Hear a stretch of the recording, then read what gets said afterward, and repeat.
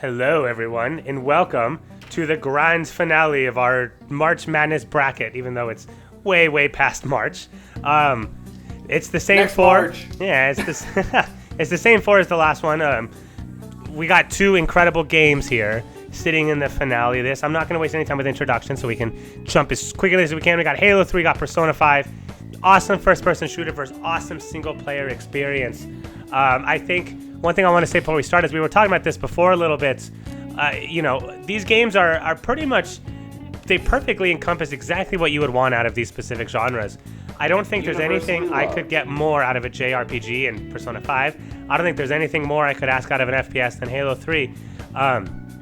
We don't know where we're going to go with this. We don't know how we're going to ultimately decide what to vote on. So, bear with us because I think this will be a fun ride. So, does anyone want to start with any points that they want to make about either of these games? I'm definitely doing it because I kind of told them before we started recording that I'm going to kind of be a little bit of a pot stirrer on this one because I don't have really big ties to either of these games, at least not yet. But one of the first points that I'm going to have, and I'm sure Mike is going to come back with a roaring defense, and I really hope that he does, but I'm going to explain my point here.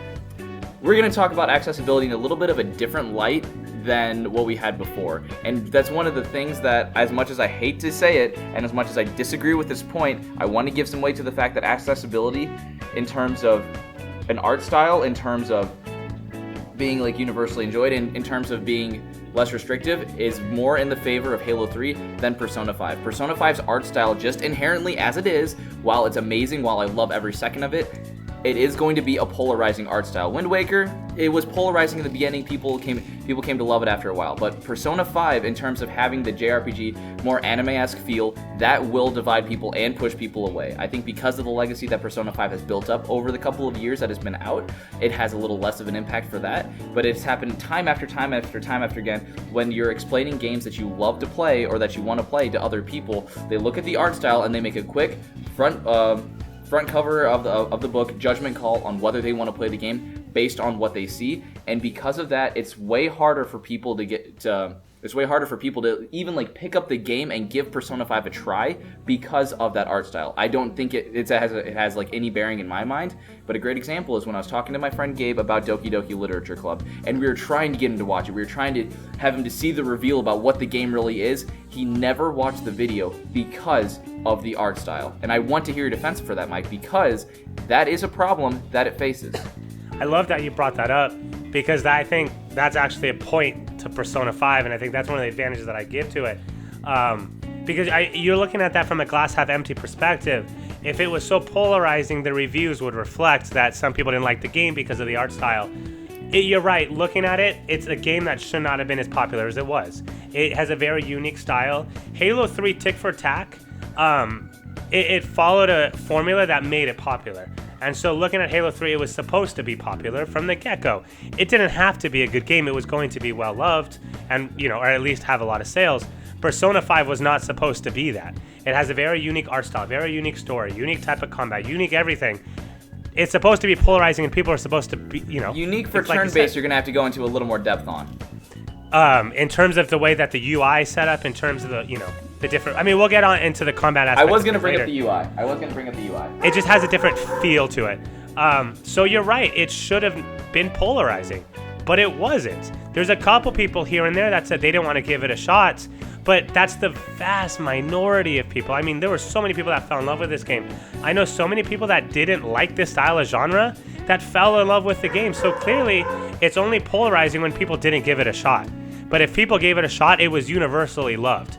Everything about that is an entry barrier. You got to admit that is an entry barrier for somebody enjoying the game. But that doesn't make it that Halo 3 does not actually have. But that doesn't make it a bad game. I think Halo 3... It doesn't make it a bad game, but I'm saying that... Okay, sorry. Well, I was going to say Halo 3 then cheats in that regard because it's the third game of a popular franchise.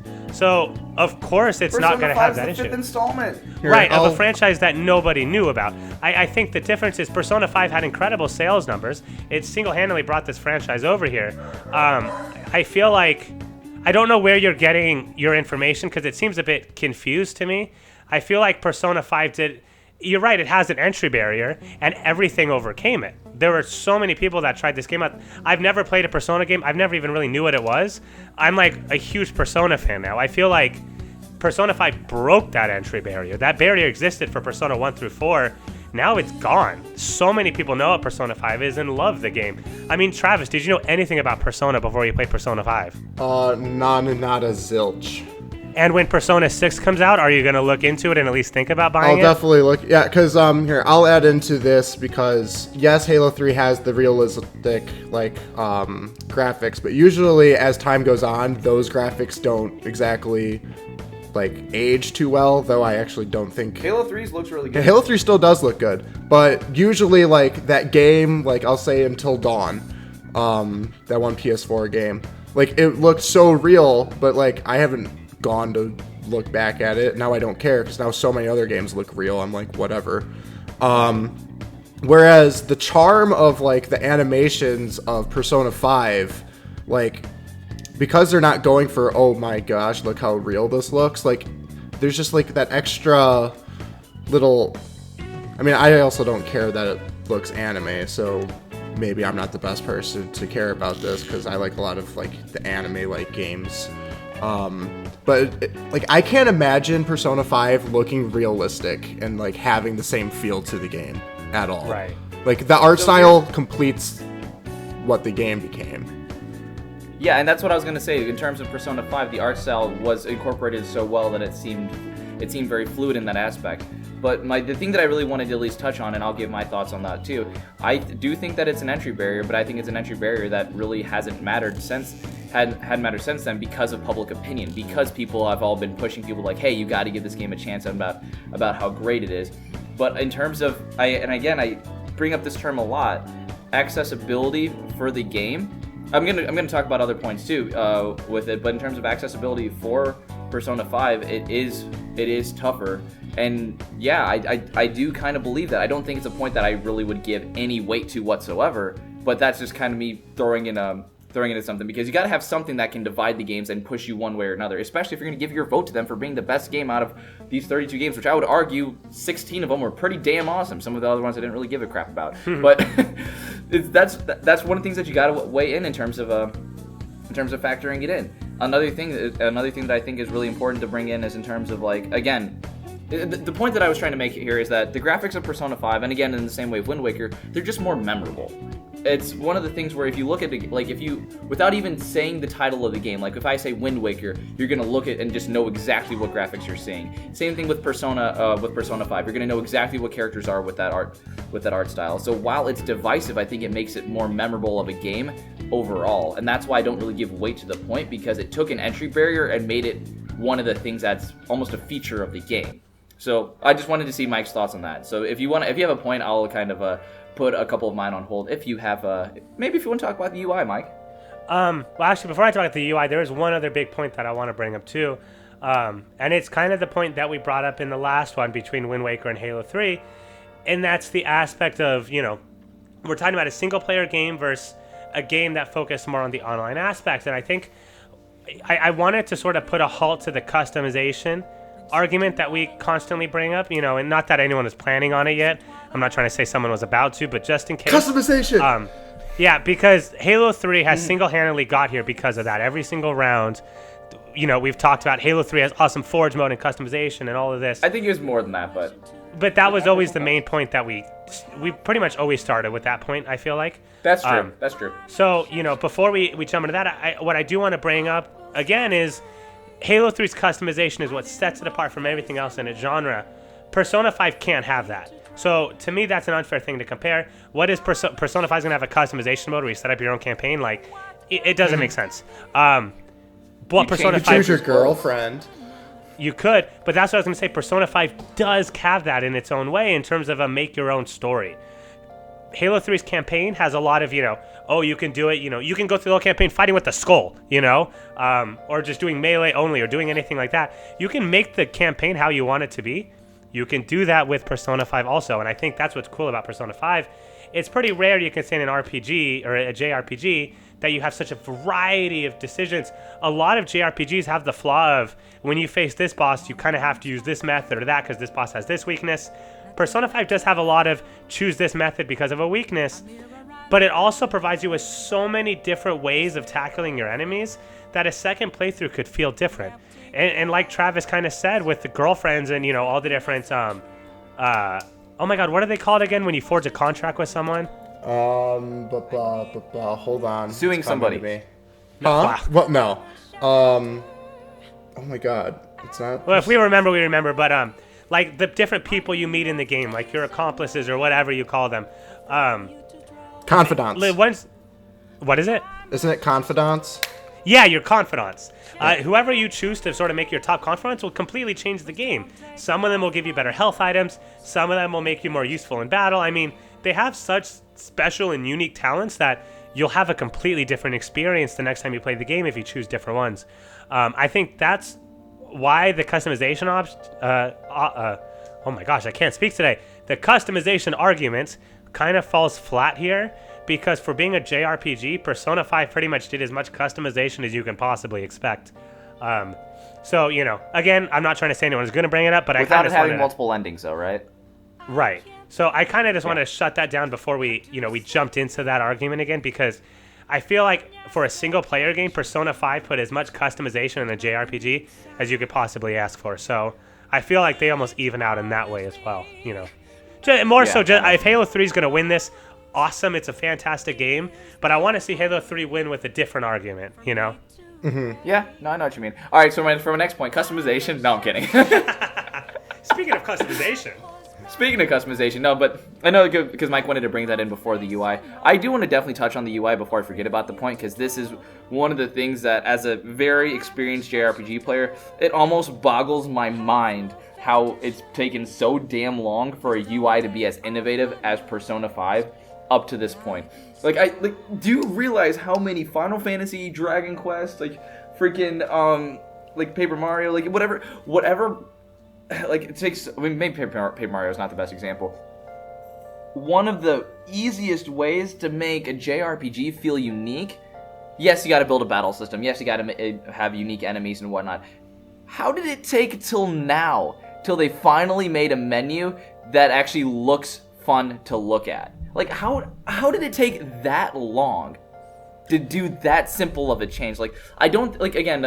The UI of Persona 5, we can touch on it, but I'm just going to touch on the simplest form of just looking at a battle screen and choosing a move. How did it take that long to have a menu just pop out? I've been playing games, for example, I played The Alliance Alive on 3DS. Decent JRPG. I thought it was solid. It was a more unique experience. That menu got so freaking annoying to look at. I was just I know exactly where I'm going to click. It was almost mind-numbingly dull when I was doing it.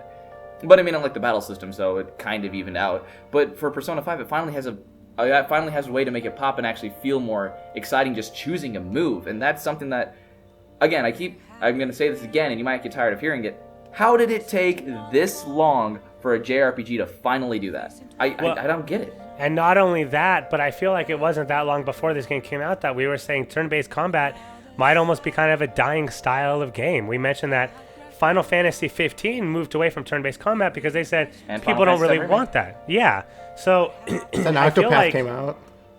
Right, but even Octopath wasn't this mind-numbing, Is that Octopath turn-based? Cool. Is it turn-based? Yeah, Octopath is turn-based. Okay. Yes. Because even with it's game, kind of like turn-based, but Final Fantasy 10 turn-based. Okay, I see. Because I feel like we were saying turn-based combats, aren't that big. Square Enix still kind of makes them, but that's just because they're Square Enix. But outside of that, we weren't seeing it anymore. Paper Mario, Color Splash completely destroyed turn-based combat style games. Yeah. Mike, let's not talk about that bad game. But I guess my point is, it felt like a genre that was just not going to be around for much longer. Besides Square Enix, this sort of spin-off retro-style games, and then Persona 5 came through and pretty much perfected and brought it back. I think that speaks volumes. Got dull. It did, and then I think Persona 5 fixed that, and I think that speaks so much to what Persona 5 did. It completely went against the odds. I think it goes back to Nick's point at the beginning. It had this entry barrier. The game was being made in a way where you think no one would care for it, but everyone loved it. It took things that gamers don't think about, mixed them together, and then made arguably one of the best games that came out in the past 5, 10, maybe 15 years. That's insane, because it should have been a niche game that only maybe 1 or 2 million games sold. really only in Japan. Not a lot of people have heard of it. It's kind of a game of, dude, you know, I played a game called Persona 5 and no one's like, ooh, what is that? But that's not what it was. The game became so well received, and it probably shouldn't have been with the way it was designed. And I think that's to me why your original point about the entry barrier and the accessibility was a point for Persona 5, in my opinion, because it didn't have the formula to be as successful as it was. But it did everything so perfectly that it overcame all of that, and it still became popular and loved and well-known. So I don't know. I think that's kind of my big thing, and I think that ties into the UI. I think the user interface is a big part of it. It's so user-friendly, and you're so involved with user interface. It pops out at you. It's fun. The Last Surprise battle music, you listen to that song, you probably almost heard about 40 hours of it by the time you beat the game, and it doesn't get old to you. It's so good. The way that they loop the music, yeah, it's incredible. So I don't know. I feel like Persona 5, with the way it's set up, should not have been as successful as it was. It just perfected everything it was trying to do. All right, so the one thing that I have a question that I want to continue on to Travis. Part of it is, it's going to be kind of like a two-part question. The first one is about, because I know Travis, I know how much he can get absorbed into JRPGs, Mm-hmm. and the reason I want to talk to Travis about this is one related to Xenoblade Chronicles 2. Fallen Brother, sorry, had to go up against Smash Bros. I want to ask you, in terms of a JRPG UI, and in terms of innovating ways or creative ways on just finding ways to engage in combat. And the reason I'm relating it to Xenoblade Chronicles 2 is Chronicles 2, if you know from Chronicles X was kind of more basic, kind of had more of an MMO kind of arts palette, but Xenoblade Chronicles 2 had more interactivity in terms of changing your blade and changing like the situation based on what the enemy is and what status ailment that they have to more fit or changing your blade to fit that kind of situation. Like, say you have an enemy that just inflicted topple, you want to switch out to a person that has a launch ability, and then you launch them, and obviously you get combo into a huge damaging combo. In terms of Xenoblade Chronicles 2, that game had a very long time just learning the damn game because of all of its mechanics. What do you think about Persona 5 and how long it took till you were just cruising and enjoying yourself in the game? You weren't in the learning phase. You weren't in the... because the reason I'm comparing it to Xenoblade Chronicles 2 is that learning phase was really freaking long, and it didn't let you fully enjoy the combat till way later not way later in the game, a decent amount later in the game. For Persona 5, were you able to jump into and just go into the combat? Well, I mean, because it's a turn-based combat, like, it's not that complicated to see what you can do. But you still had to learn if they gave you a lot of skills, like having to learn the skills. And yeah, so like each persona has like his weaknesses and strengths chart, and then they'll have their specific moves. Like Arsene is a curse person, so he has curse moves, and he's like weak to blessing, I think. Anyway, so like the beginning personas, they don't really have like super like counters, if you will. It's basically like, okay, I have this move which is strong against you. It's not until later in the game where you actually have like personas that will reflect certain types and then like absorb certain types, or just, not get hurt at all. But in terms of combat, you can literally hit L1, and if you've seen this whatever monster before or persona, you can actually like look at the chart of what they're weak against and strong against, and then you can either choose to be offensive and then like always have your persona always be strong against the other person, or you can do the opposite where you can like, okay, this is a fire type persona, so I'm just going to have a persona that reflects fire damage, so Joker will never get hurt, cool. And then they'll kill themselves eventually, which I totally did that in one of the parts in the casino.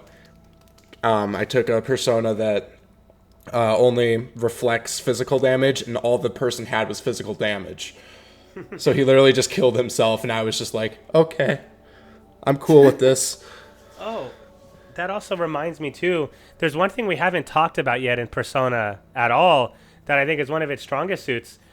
In Halo 3, as far as I'm aware, you can't, while fighting a grunt, stop the fight, go talk to the grunts and then recruit them onto your side with some witty and fun dialogue. I think one of the things we never mentioned is Persona 5. We've been talking about the combat system, but it doesn't always have to end in you just fighting the enemies. A lot of the time you can actually stop the fight. You can hold up the enemy, so you like point your gun at them and you surround them.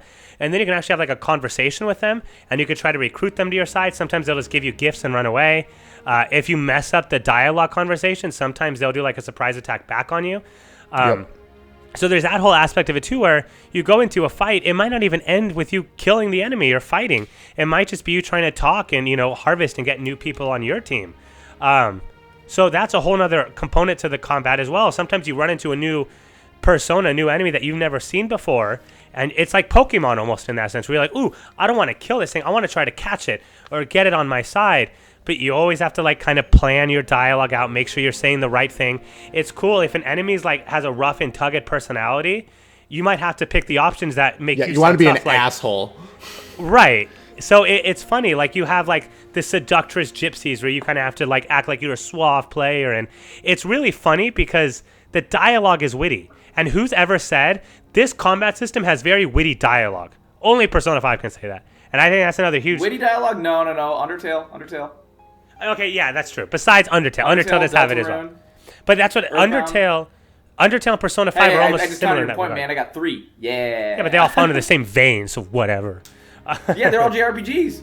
No, but I mean Undertale and Deltarune I vote are Nick like... for best game. Shut up. Anyway. Nick, Sonic Boom, best game. Anyway, my whole point is that Persona 5 has all of that. It has the detail that Undertale has. And that's why people loved Undertale, because it had that unique combat. Persona 5 has that in it as well. So it has sort of a mix of both. If you want to be a combat-riddled person that's constantly defeating everything, be my guest. Hashtag genocide route from Undertale, right? Or you can go through and kind of just... I can't do that, though. I love the characters too much in Undertale. Or you can just kind of go through the game and kind of talk your way through it, and sort of just try to get a lot of the personas on your side. It's up to your playstyle and what you want to do and how much detail you want to have, and if you want 100% and get all the personas. Because that's the whole other aspect of the game too, is you can take different personas you've collected and then combine them into a new persona. So like in Pokemon, you have evolutions. In this game, they don't evolve. They just combine with a different persona, and then you get a new one out of it. So there is incentive, because then you get these super rare and strong personas that are really powerful and make the end game a lot easier if you're struggling with it. And so, if you're willing to put in the effort to grind out and collect personas, you get rewarded. You get an easier time fighting enemies later on. So it's a really cool system. I didn't do that as much because I never do that in any game. I'm not a big fan of collecting things, so I didn't do it, and I had no problem beating the game, so it's by no means required. If you like that idea of collecting and fighting a bunch of enemies and, grinding it out, then that's there for you. But if you don't want to do it, you don't have to do it. So I just want the Archangel Michael on my, or the Archangel Michael on my side. Right. I need to grind out like 10 more levels. It's awful. Yeah. So I want to shift the conversation kind of a little bit more. Again, I'm kind of taking sometimes Mike's role of devil's advocate, pot stirrer, whatever in this one. I want to move this question on to Travis, and because I feel like he's the one that would probably have more of a say in this. You have, like, say in 10 years down the road, this is just a hypothetical situation. 10 years down the road, you're in a box where you have unlimited time, and you have Halo 3, and you got Persona 5. Which game are you just more likely to go in case you want to have a very impactful story? Because we talked about how Mike said before, Halo 3 could probably have, if it lengthened out its story and was able to go into a little more depth, could have been one of the best stories ever told in terms of just any video game. And you finished Persona 5. Well, I think you finished Persona 5. Not your almost. Yeah, I'm literally at the save point right before the final boss. Yeah. I'm so still deciding if I want to grind out some stuff or not. Yeah. So 10 years down the road, time's not even a factor. You want to have a very emotional, story-felt narrative. Which one are you going to choose? Well, this isn't for the best game, but in terms of engaging in the narrative, which one would you go towards? And if you're not taking time out of it, Persona has a better story. But I also have to point out, I'm like 100-something hours into Persona 5. So it's not really that fair to be like, okay, so if time isn't an issue, Right. Because, like, that is part of the Persona downfall is it takes so long to get through all of these things. Like, yeah, it's not as concise. Right. Which, like, I like the expansiveness of it, but, like, if I told Erik to play this game, there's no way in hell he would actually like it. Or, like, my friend Robbie. Erik would be turned away by the cover, dude. Right. So, like Robbie, he really liked Octopath Traveler because he likes the combat system. But, like, he would skip over probably 90% of what makes Persona 5 actually Persona 5. So, like, I don't know. Because, like, I love, you know, all of the, like, okay, who am I going to talk to during my free time? Who am I going to try to upgrade? And then, like, I can easily see me going back and playing a game, and then, or, like, playing this game again, and then having a completely different confidant level with everybody, because now I'm like, okay, this really just, I didn't care about. Like, I don't think I'll ever even go to the fortune teller, honestly, because, like, I didn't really care about what her abilities did. So it would be interesting to see that, and then I also... But, because, like, if I was going to just, if I saw the two games and I'm like, okay, I want to play something, I would probably still play Halo 3, but the story of Persona 5 is obviously more emotional, more heartfelt, because that's what they were going for. So it's going to have the more fleshed out story, more beefy to it, and then, like, some of the, like, the big twist, I was like, what the frick just happened? I don't know. Whereas, like, Halo 3, like, I had, like, you know, the feels and all that stuff, but, like, I'm like, okay, I'm just a badass, I'm gonna go in, I'm gonna go kill all these brutes, save Johnson, and it'll all be honky-dory. It's like, it's almost like going for, like, the I don't want to say Transformers, because that movie's, I don't want to talk about how bad that movie series has gotten, but it's like whether you want to go for, like, a Transformers movie, or, like, I don't know what was the other example, or I don't know, maybe, I don't want to say Toy Story, but, like, you know, something that's more heartfelt, like, I freaking bawled my eyes out at Toy Story 3, but it's one of those where I've heard Toy Story 4 is even more emotional. Angles. Yeah, you approach them for different reasons, and I the reason I kind of wanted to have it, because in terms of trying to directly compare these games, one of the best ways to do so, I feel like, well, we talked about the art style for one. We'll definitely have talked about Halo 3 a little bit, besides more just hyperrealism. But besides just comparing the art style, like, it's one of those things where you got to compare between a good, concise story where you can, like, jump into and just enjoy, or do you want to have a more in-depth, compelling narrative? It's like trying to read... So pardon my, like, I don't know, my AP English... God, high school was a while ago. Example, but it's like trying to... It's like choosing to read Old Man in the Sea or, like, 1984. It really depends on what you're going for. And I was hoping that maybe Travis could lean one way or the other, but now it's just... It didn't really make me lean one way or the other, so it didn't help. But like, I think I found interesting... But you know what I'm saying? Like, it's whether you want a concise story that could be more quick and to the point, like Celeste, or do you want a more in-depth, engaging narrative like a Metroid Prime? God, bring up a first-round matchup. How did Celeste lose first round? God, that's not the point. Because it had an awful either way. matchup. So the other point, another question that I want to raise to Mike, and again, hot stir. I don't agree with this point. I'm going to give... The question is, do you think a JRPG actually has a right to be considered as the best game, just due to the fact that on paper, Persona 5 is a JRPG with a divisive art style? Again, I don't agree with the point. With a divisive art style, and the fact that it's turn-based combat. Do you think that, say, 5 years down the road, you can still look at it and be like, yes, I am happy that this game won our bracket? I think so, because I think the same argument could almost be made for FPS games, because FPS is probably the most divisive genre out there in terms of whether or not people like it. I think it's in the same vein of JRPGs, where a lot of people love them, a lot of people hate them. I don't think there's any issue with turn-based combat necessarily. I think it just delivers a different... I agree with that, but I'm saying other people do. No, yeah, I see your point. I think it just delivers a different type of gameplay experience. Because to that same vein, Halo 3 did a lot of stuff that was very unique to it, but, you know, it's not like it was groundbreaking, like, oh my god, we've never seen this before.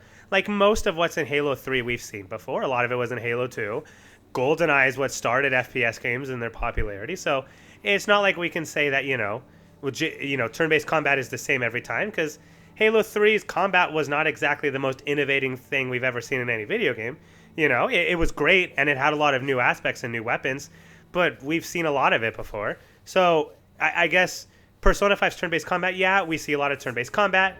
A lot of people argue that it's not like a full-fledged game, but I think a game that's based on turn-based combat is just as much of a game as any other game. It's just a different style. It's more of a strategy. Halo 3, you don't do a lot of strategizing.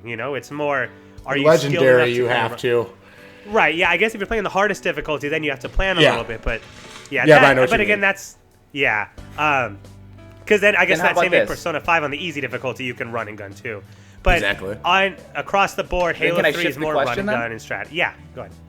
Then let me shift the question then. Because again, I do agree with a lot of what you're saying. Let me shift the question to which game, when compared to the other games in the genre, like when you're comparing Persona 5 to the other legendary games like Final Fantasy 7, like say, let's say like Kingdom Hearts, whatever other like big JRPG, doesn't even have to be turn-based, and Halo 3 compared to the other ones like Gears of War, like Call of Duty, which gameplay feels more fresh when compared to the other legendary games that franchise is, or not that franchise, sorry, that genre is known for? Is Persona 5 more fresh in terms of its combat, or in terms of JRPG combat, or is Halo 3 more fresh in combat than like which one feels more unique than that? Is extremely hard. That's why I'm asking the question, man. We gotta have a leaning towards one way or the other. We have to. Well, here's how I see it. Halo 3 and Persona 5 are both, I think, two of the best in their genre easily. Persona 5 stands much higher above the rest because across the board JRPGs aren't as great, save for like Final Fantasy 7. Halo 3 doesn't stand as high above the rest, but that's because there are so many legendary FPS games. So Halo 3 being the top is so impressive. Gears of War 3 is a legendary title. Call of Duty 4, legendary. GoldenEye, legendary. So the fact that Halo 3 stands above it all is impressive. So Persona 5 stands a lot higher. Okay, so it went against more competition and then won that. I think I remember somebody said that in an earlier debate. Yeah, Persona 5 wins by a landslide against easier competition. Halo 3 wins narrowly against harder competition. So that's the way I kind of see it. Okay, so but then Travis, what do you think in terms of which one feels more unique to you? Out of the JRPGs that you played, do you think Persona 5 feels more unique than like Halo? Or like, which combat do you think wins in terms of... God, this question's so weird. I know. Which combat do you think what combat do you think has the edge in terms of the similar combat in other legendary... I can't talk either. In other legendary games in their genre? Oh, man. It's just so hard. If we're going by strictly... Go for Sonic Boom again if we can't decide. Yeah, if we are going strictly combat, probably Persona 5 feels more unique to its respective genres, just because, like, Halo, yes, it designed different weapons that feel so unique just to that game. Like, I don't think anyone can look at an energy sword and not be like, Halo. But because they made turn-based combat still like with a huge strategy, and like then you can also just shoot people, which is fun. Hey, but in Persona 5 you can also shoot people. We can't even give the edge to a game for guns. Jeez. Right? I mean, because I think the fact that Joker got put into Smash Bros. Says a volume of how Persona 5 in itself just made itself like, here is a golden child of a genre. Well, that's because of Xander Mobius. It's actually because of the voice actor. The voice actor for Smash Bros. Ultimate and the voice actor for Joker are the same person, so they had an in. Yeah. I don't think I'll give weight to that. I will say this, I guess, because I am leaning a certain way, and I think it goes back to the very beginning right now. Persona 5 slightly is in my favor right now, only because of what we said at the beginning. Halo 3's elements, and it's a legendary game, don't get me wrong, but the elements that it had, it was supposed to be legendary. It had customization, It was building off the success of Halo 2. Everything about the game, when the game was announced and, like the trailers came out, people thought it was going to be legendary and super hyped. Persona 5 wasn't as much like that. Persona 5 was working with the system that wasn't yet proven to be legendary, and it made it legendary. So I guess in my head, I always kind of like an underdog story. Persona 5 never pushed the limitations of the console. It didn't, but that's also unfair to say because it came at the very end of the console's lifespan. Persona 5? Oh, right, yeah, right? It came like in the middle. It's 2017, right? Yeah, and when did PS4 come out? Maybe I'm wrong on the PS4 years. I guess it came in the middle then, I should say. It didn't come at the end, but it came toward the middle. Okay. I didn't know. But either way, it didn't feel the need to push it because, like, what do you mean by push the console's limitations? Like Halo 3, I'm not sure the exact numbers, but I know that it had a lower graphical fidelity in terms of what it was outputting, but it never felt like... I'm sure it was less than HD graphics, but maybe like 540p or something like that. I think maybe less than 30 FPS. I don't know for a fact, but it never felt like... They did certain techniques with Halo 3 to make a game with a lower graphic fidelity still have the output of like the split screen multiplayer, the campaign multiplayer, like with and whatnot. So the reason why I would kind of give that more to Halo 3 is because it did more with less in terms of the console. Like the PS4 is crazy powerful, and if you see the graphics that, like, say a game like Overwatch or Horizon Zero Dawn can output, they should be able to do the graphics of Persona 5. Yeah, but then that's also not a fair argument just because Persona 5 came later that it should be like... Cause... Well, no, I'm saying that it could do... Hang on. You guys talk. Well, I was going to say, because... Oh, you go, Travis. I was just going to say, like, Persona 5 still runs perfectly smooth. I get it's on the PS4, but, like, I believe that it could run just as well, like, on a 360 or PS3, like... Because, like, the graphics themselves It was released on the PS3. It was? It was? Okay. It was. So I don't know how well it runs on it versus... But it went to PS4 then. Yeah, what I was going to say, too, is I feel like the argument's almost moot because it didn't need to do that. Like, Right. Halo 3, it pushed the limit to the Xbox 360 because it wanted to be graphically incredible. It wanted this extensive online. Why would Persona 5 need to push the console? It wanted a unique style with an emphasis on story. It's not like a better story pushes the console. That goes back to like what the developers were going for, like, because then both of them achieved what they wanted to. Halo 3 wanted to have a legendary, epic-looking game, which it did. Persona 5 wanted to have an amazing, memorable art style, which it did. It does. I can't give the weight either way in that case. Because no, like right. Because if Persona 5 had to like push the boundaries of the console, like I'm already over 100 hours in on my first playthrough. Like the story would have to be like 500 hours long. And at that point, Right. it'd be stupid, and I would hate it. Yeah. Like it has to end at some point. Not in that. It wouldn't push the console limitations in that way. Not in terms of lengthening the story. If it would have pushed the console in terms of graphics, I would have been annoyed. I think the graphics style it has is perfect. So that's what I'm saying. I don't know in what way you would have wanted to push the console more. I feel like it did exactly what it needed to. I think it's impressive. It didn't even need to maximize the console to be as great as it was. Because I would argue one of your favorite games is Celeste. Celeste by no means pushed the console at all. But it's still a fantastic game. Same with Undertale. Undertale looks horrendous, and I love it. Right. I think my point earlier with the whole thing was saying that Persona 5's formula, with what it was using with turn-based combat and anime style, 100-hour single-player campaign, it wasn't meant to be as successful as it was. All of those things are things that a lot of companies say, those are dead and we're not going to mess with them. Persona 5 did everything that other game companies gave up on pretty much and made it into a legendary success. Halo 3, as great as it was, and I'm not like they're equally legendary. But I'm saying Halo 3, everything that it did, online multiplayer customization, campaign, first-person shooter, it was just capitalizing on all the popular things at the time. So, of course, that one was going to be successful. So Persona 5 is much more of an underdog, which, you know, I don't think that necessarily makes it better, but I think that means that it was more of a surprise. It was less likely to make it to the top, right? Whereas Halo 3 was destined to be as great as it was, as long as they didn't rush development and screw the game up. It was going to be a hit. Persona 5 had a lot more to lose, and it still came out equally as successful. I think you mean Halo 3 had more to lose in that case, because if it flopped, then it's like, oh, it was an overhyped game. No, but I mean, like, if Halo 3 had not been as good, it still would have sold extremely well, is what I mean. Like, the game still, like, look at Halo 5 is awful. It didn't have a lot to lose. It still sold well, you know? Whereas Persona 5, had it not been this successful, it wouldn't have sold as well. So that's what I mean by it had more to lose.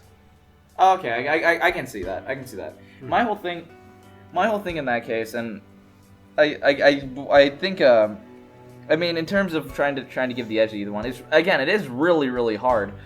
My whole thing with Halo 3, it was like it is hard to compare, and in terms of, I mean, I would argue Halo 3 in terms of this entire bracket was more of an underdog, seeing all the other Nintendo games that we had, Right. and coming up and getting to the finals. And again, we don't even have a Nintendo game in our finals. But we had 2 Nintendo games in our final 4. That is true. Yeah, we had 2. We had 2 of them. But my whole thing is that Halo 3, like, I do have to give weight to your point, Mike, because it was more of a pleasant surprise, because my experience that I wanted out of Celeste was for example, was a brutal platformer, and I got that. I got a brutal platformer, but one of the reasons why it's such a shock and it left such a big impression in my mind is because I wasn't expecting to be absorbed in the story. I wasn't expecting to have my own character go through so much just in that short, like, maybe 5-hour playthrough of a game.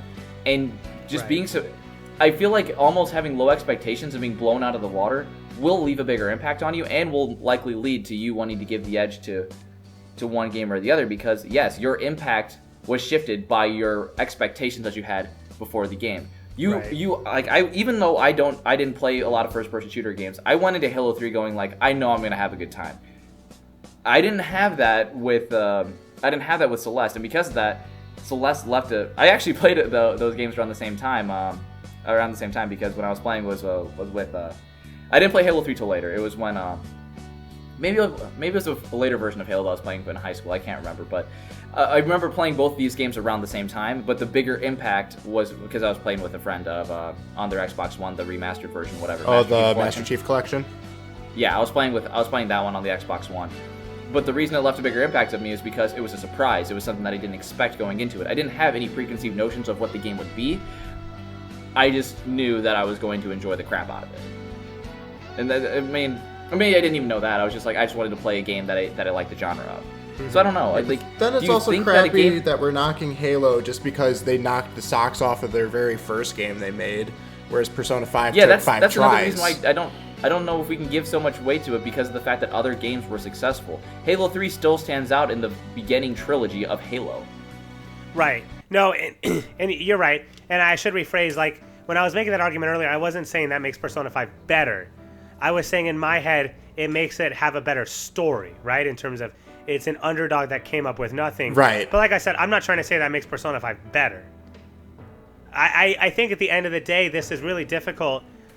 I don't know if I can be convinced that one game is better than the other necessarily, which I guess makes this really difficult to do. It makes it difficult. So how about this? We've said a lot of things. If we have any other final points, I'm going to give what I think we should judge the games on, if you guys don't have any final points to make. Okay. I'm just sad that we took away the customization, because like that is a big part of the Halo 3 that makes it stand out of other first-person shooters. Is no other first-person shooters really give you that customization. Like here, you can make your own maps, you can make your own game modes, have as you will. Because otherwise, then yeah, it is just a first-person shooter with like cool guns.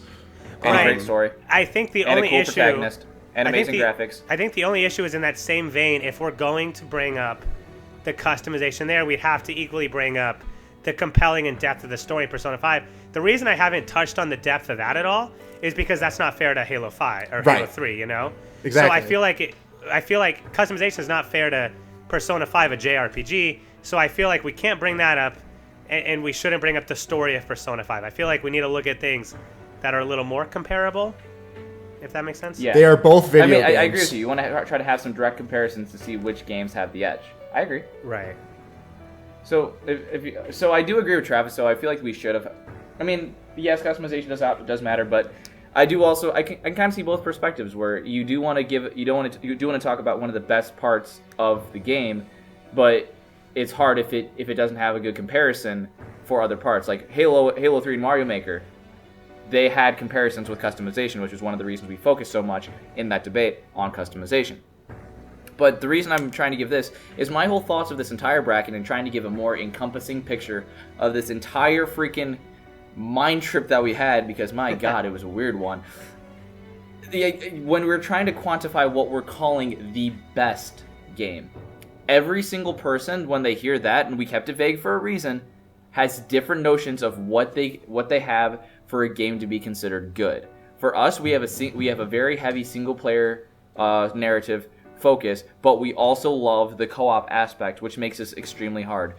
So in terms of us choosing what game is better between Persona 5 and Halo 3, and again, both of these games are freaking insane and legendary and some of the best games in the genre, we have to quantify what we're saying is the best. We've been able to compare certain things between a whole bunch of different matchups. The ones that matter the most to us is what's going to sway us on what is the best game. Well, how about we do this? That's the thing that definitely does matter. Let's do this. Let's vote, and then when we vote, we each say how we're going to define which one is the best, and then we see. That's what I was going to say. Yeah. Okay, so let's do that then. Who wants to vote first? Honestly, so here's where I'm going to go, and I was leaning this way in the very beginning, and I am going to stick with it. Sorry, Mike. My vote is actually going to go to Halo 3 because my whole justification for the best game has got to be... When I first imagined this, I was thinking, oh, one of my favorite games is probably going to be like Undertale or something. I should have asked you to put Undertale on the list. Either way. But when I'm thinking of like the best game, it's got to be emotional. It's got to have amazing aspects. And the more that I thought about it, I was like, one of the biggest points for me is that I love games that are accessible. And that word, again, we've gotten comments about it, can mean so many different things. And that's one of the stupidest reasons why it's edging out Persona 5 in my mind, but it is the accessibility that it destroyed. It did destroy it. But the reason is, in terms of the best game, it has to be extremely accessible, and it's got to have some elements of the complete picture. Me personally, and again, it will piss people off, I do think you'll have to have some kind of element that can make the game more interactive for multiple audiences for it to be like that. And while Persona 5 does it well, I'm talking like if it's a single player game, you got to be able to have some kind of speedrunning or something for it to give it a community. I do think the community matters. I think that you kind of have to have elements of different areas. And in terms of being the complete package, Halo 3 is. Halo 3 it was easier for Halo 3 because it has multiplayer. And I don't want to ding Persona 5 for not having multiplayer. Halo 3 is the complete package. It's got a fantastic, concise story. It's got extremely robust. Sorry, I do have to mention customization here. It does have extremely robust customization options. The maps are fantastic. Even people who don't like the genre, like me, could go and enjoy it no matter what. It's extremely accessible. It's the complete package for a game, and if we're talking about the best game, I think it has to have that. I love single-player story experiences, but if it has to be the best, it's got to have elements of it. And I hate to say it because I know when I play Persona 5, I'm going to fall in love with it. And I have seen a lot of gameplay so far. It slightly edges it out. And I know I'm going to get comments about that. But I do think Halo 3 is the complete package. And I do think it is the best game of this bracket. I'm going to vote second. Okay. So for my best game definition, what I would like to offer up is if I can't find anything that's drastically different in terms of gameplay, like I've done before, one of the big things that matters to me is how groundbreaking is it, and how much did that game do for what it was trying to do. Yeah, it's legacy. Halo 3 has an unmatched legacy. I don't think there's any debate to be had there. To me, though, in terms of which game was more groundbreaking, I have to give that to Persona 5.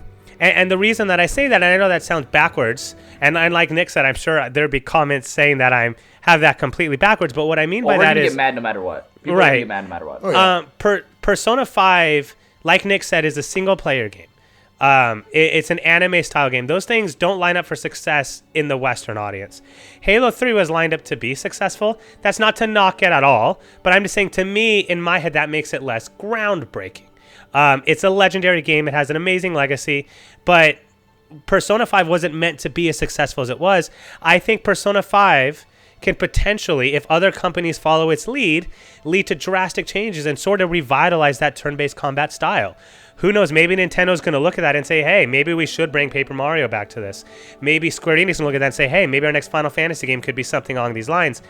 Probably not. But it's a hopeful thought because these companies now could see this can be successful. I think Persona 5 and the legacy that it left with turn-based combat, I think what it showed is that this is a style that can not only survive but absolutely thrive. And I think to me that's something that extends far beyond anything that Halo 3 did. What Halo 3 did was great, but everything that followed after was going to happen anyway. Call of Duty 4 was still going to be the great game it was. Gears of War was still going to be the great game it was. FPS games were completely on the rise. You could almost argue they were oversaturated during the Xbox 360 era. Oh, yeah. Again, not to say that Halo 3 is not a good game. It's fantastic. It's legendary. In my head, it's a perfect 10 out of 10. But I don't think it defined anything the way that Persona 5 could potentially do that. And so that's the reason that I think I have to give it a Persona 5. So have fun, Travis. I know. I thought it was gonna come down to Travis at the end. Oh, God. He was gonna hate himself afterwards. It's two of his favorite games. How could we not leave it up to him? I know, it's awful. It's gonna be choosing between both of his kids. Which one does he like more? I love all of you equally, obviously. Sonic Boom wins. Sonic Boom ties for first. God, I don't know what I want to base off of my favorite game, because like my top 5 list I think has fluctuated 1,000 times in just these past couple years. Like it would not have nearly, like, I'm curious if we did our top 5 games, how much of my games would look the same. I would have 3 of my same. I would have at least 2. God, because this is a long pause. Okay, what do I want to... Breathe, Travis. Fancy can't even vote. I know, tiebreaker. Oh God, it's because I love both of these games so much for so many different reasons. Because they're both so good. Okay, so I will base mine off of where, like, do I see myself constantly, like, wanting to go back to it, or do I want to, like, how much will I continue playing this game in the future? So, like I already said, I'm planning on at least going another playthrough. I'll, completely skip over some of the confidants that I've built, because I'm like, I wasted so much time with you. I could have spent so much more.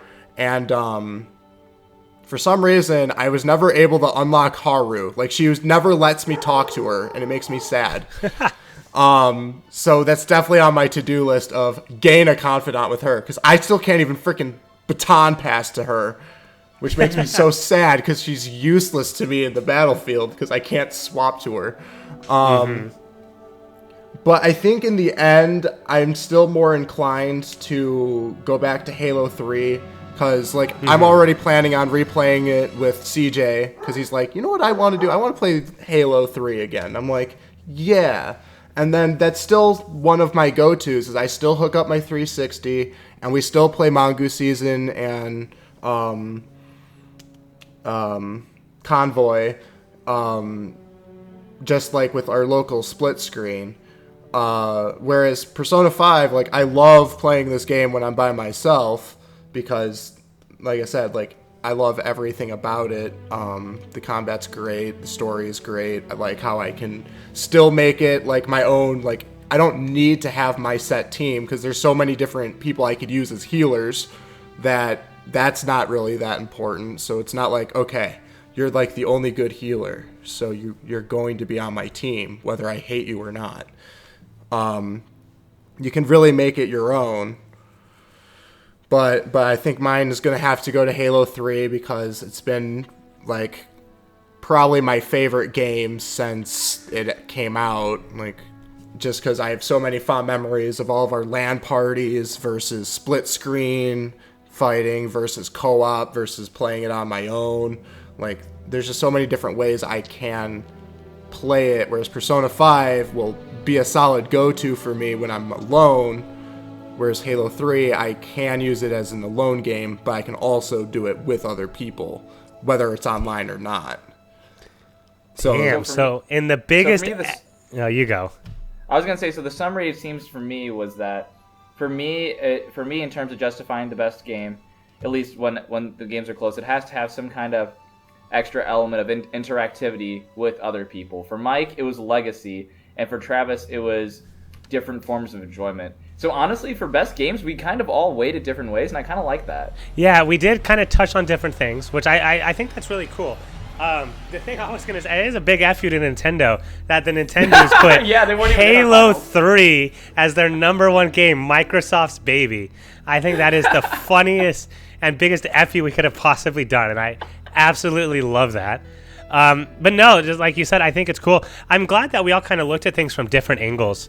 I feel like that made this a lot more fun, and I feel like that's how come certain games made it further, even though you wouldn't expect it to, because we all sort of had different ways that we were, valuing the games. Obviously, some were different. Sonic Adventure didn't stand a chance in anyone's regard, but that should have been the lowest seed possible. I'm surprised it even made the bracket. That's funny. Undertale should have taken its place. Probably. Let's redo the bracket with Undertale. Same matchups and everything. No, well, I guess what I will say to sort of reflect on this is this was an awesome experience. I loved it. Yeah, at the end of the day, I think what I'll say is we want to do more of this. Absolutely. It won't be this expansive. We were talking, we'll probably do... Comeback bracket. Oh, we do have the comeback bracket coming too. But even after that too, I think what I want to say is we'll probably limit it to 8 games, and we'll do, more specific topics. It could be like the best fighting game, best RPG, our favorite story-based game, favorite single player, favorite online, whatever we don't know yet. I'm just throwing a bunch Sonic out. game bracket. Yeah, something like we could do worst gamer, worst Sonic gamer, worst Mario, anything like that. So I guess what I'm saying is, if there's one that you'd really like to see us do, if you write it in the comments, it doesn't mean we'll guarantee we'll do it, because this takes a while, and so we want to make sure we pick one that we have our heart set on. But we're always open to suggestions, so let us know. Yep. Nick alluded to this earlier. We are making a comeback. Are we doing 8 or are we doing 16 games? We're doing 8. No right? idea. Definitely not 16. Okay, so we'll probably leave it at 8. It's for the games that fell in the earlier rounds. Like, I know, for example, like one of the ones that's really high up in the polls is like Mario Odyssey. So games, again, Mario Odyssey. God, I forgot Mario Odyssey died right away too. Mario Odyssey should not have died right away, especially when. Didn't it lose to Halo 3? It did lose to Halo 3. So it lost to the champion at least. Because that's the thing. There's certain games that were unfair first round matchups that we didn't have enough time to talk about, like the amazingness that Mario Odyssey had. So we want to shine some more light on those games, and so we're making the comeback bracket. But now he doesn't feel as bad now that he lost to the champion. That's true. And I will say it will be shorter, so they're not going to be an hour long like this video has been. Jeez, man. I knew this was going to be a long debate. Yeah, we're going to try to keep them at like 5 minutes at least for the first round, and maybe like we'll try to top off at 10, 15 minutes, because again, as great as they are, it's the losers bracket, so it's not, the stakes aren't as high anymore. There's no like champion to be crowned at this point. But it'll still be fun. So Nick's been leaving the polls in the description and on Discord and all that. So if you still want to vote for that, check that out. And like I said, if you have ideas for other ones, there's some we've been talking about doing, but we're not set on anything yet. So let us know in the comments what you want to see, and if you like this bracket idea. We had a ton of fun doing this. This was more fun than I ever thought it would have been. We like yelling at each other. And a lot of salt on the way too, man. Yeah, nothing's more fun. Nick, I'm still salty about Zelda, man. I'm still salty about Wind Waker. Hey, man, Wind Waker deserved to lose to Halo. I think Ocarina of Time should have gotten that treatment, man. No, I don't know. So again, we love yelling at each other. We love being salty with each other. So this is something we'll definitely revisit again. So let us know what you want to see and if you liked it. With that being said, thank you so much for joining us on this ride, and we'll see you for whatever comes after. Peace. Bye.